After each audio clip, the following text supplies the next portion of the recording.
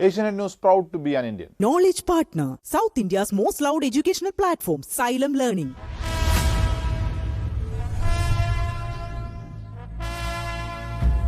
ഏഷ്യാനെറ്റ് ന്യൂസിന്റെ proud to be an Indian 11ാം സീസണിലെ കേരളത്തിൽ നിന്നുള്ള വിദ്യാർത്ഥികളെ തെരഞ്ഞെടുത്തു. എഴുത്തു പരീക്ഷയിലൂടെ അർഹരായ 10 കുട്ടികൾക്കാണ് യാത്രയ്ക്കുള്ള അർഹത. കേരളത്തിൽ 2 മേഖലകളിൽ നടത്തിയ എഴുത്തു പരീക്ഷയിലൂടെയാണ് 10 കുട്ടികളെ proud to be an Indian യാത്രയ്ക്കായി തെരഞ്ഞെടുത്തത്.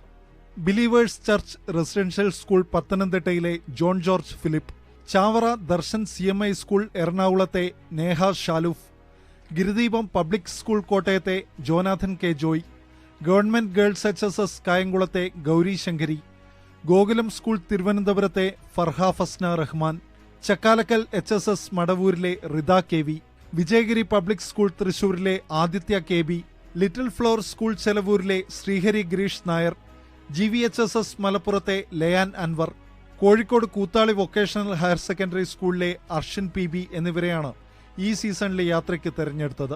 ദില്ലിയിലെയും രാജ്യത്തെ മറ്റ് ചരിത്ര സ്മാരകങ്ങളിലൂടെയുമുള്ള മഹായാത്രയിലാണ് കുട്ടികൾ പങ്കാളികളാകുന്നത്.